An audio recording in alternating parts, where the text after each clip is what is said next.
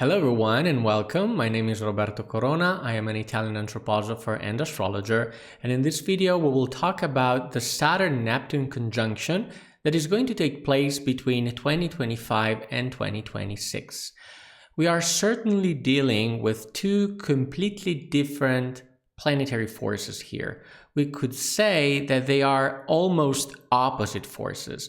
On one side, the rigid and structuring force of Saturn, leading us towards matter and manifestation. On the other, the more fluid and almost solvent force of Neptune, leading us above towards the spirit. So let's try to understand specifically how these two energies will manifest merging together in the zodiac sign of Aries. Let's start with Saturn, which in Aries is unfortunately in the zodiac sign of its fall. Now, this means that Saturn will not tend to express itself very well, as all debilitated planets tend to do in general, right, when they are in detriment. Here, Saturn is like an old warrior, grumpy, stubborn, and also rude, who exercises power and control, which are both Saturnian significations, through a very, very rigid and hard discipline. Basically, Saturn in Aries does not care about what we think or how we feel, and it tends to impose control through fear, which is another Saturnian signification. As a matter of fact, the fear for war specifically is coming back, and for this reason, we started discussing to rearm Europe, for example. So from a collective point of view, we are taking a very dangerous turn here. And this is because in the next 3 years or so, dynamics involving taking power and control through military means could really start worsening. Now we must point out the possible deviation of Saturn in Aries. Now, this transit happens every 30 years or so, and it brings with it the impulse of weakening democracy. In fact, the rule of law belongs to the opposite sign. It belongs to Libra. And in the worst case scenario, this could lead to totalitarian regimes. In fact, let's remember that Saturn also represents the governments, that in this case specifically would use the force to repress dissent. So we must be very, very vigilant in this regard. Now, on the positive side, Saturn in Aries represents a great resistance, endurance, discipline, and tenacity that allows us to keep pushing, to hold on, to grit our teeth, resist till the end, even if it hurts, even at the cost of paying with tears and blood. This in some situations can become an unexpected strength, a new resource that we did not think we had. Basically, Saturn in Aries can make us discover that we have a much thicker skin than we thought. Now, Saturn is also called the Lord of Borders, which in this case are protective with strength and determination. In fact, we are already witnessing the emergence of protectionist economic policies with tariffs applied by the United States at the borders, to which Canada and the European Union have already replied. Not to mention the policies regarding immigration, which are now becoming increasingly hard and rigid. Basically, Saturn, as Lord of Borders in the zodiac sign of the warrior, makes these borders very, very intense, if not even dangerous.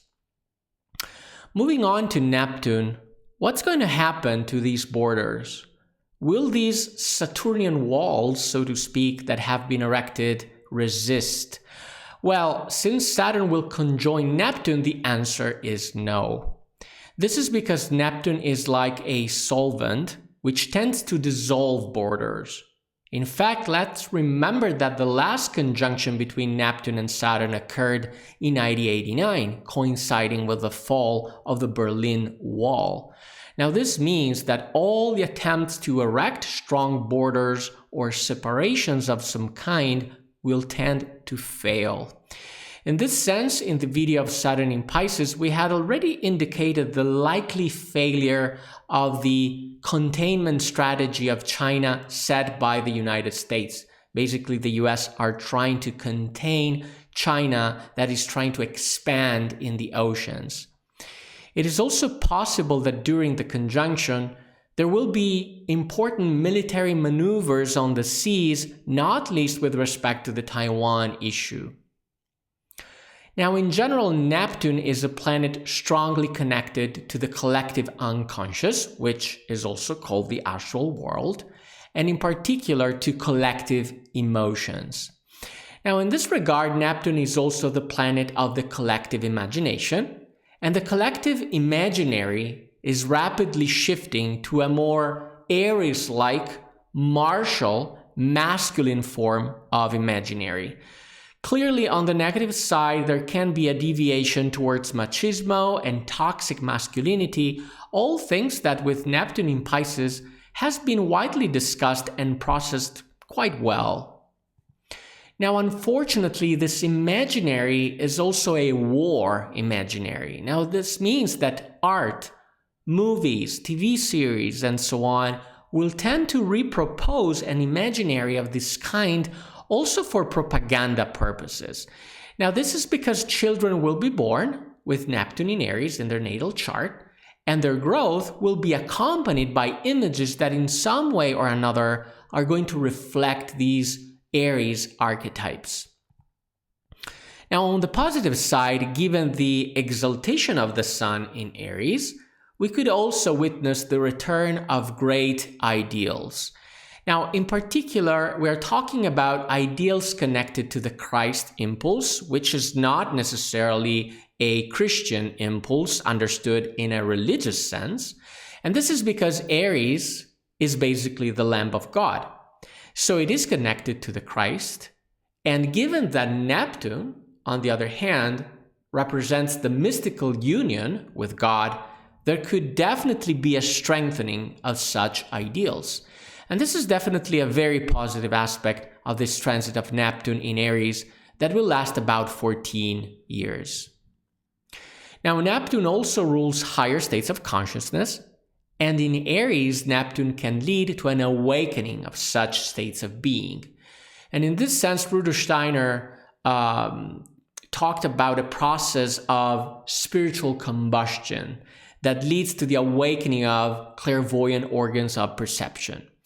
Now, in general, with this transit, particularly predisposed people, I would say, could witness to an awakening of such abilities.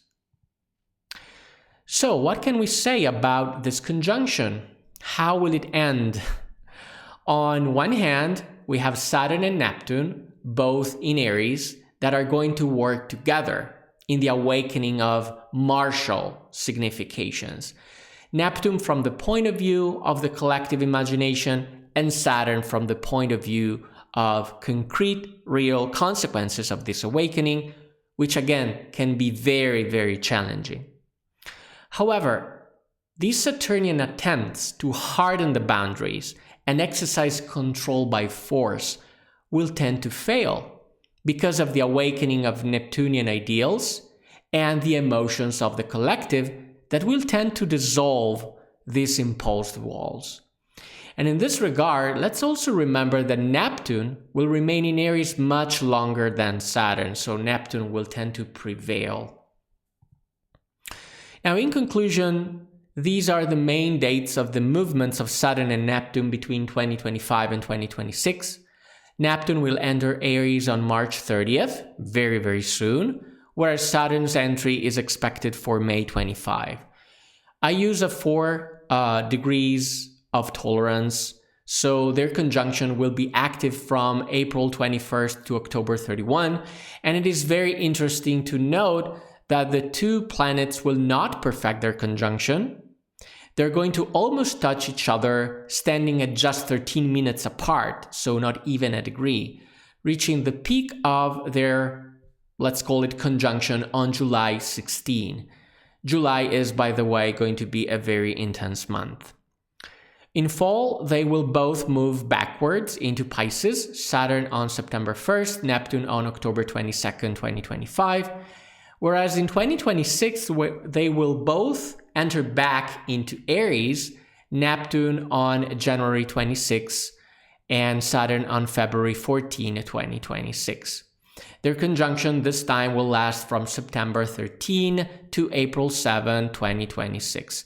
And their conjunction is going to perfect, so the peak, the culmination is expected for February 20th, 2026.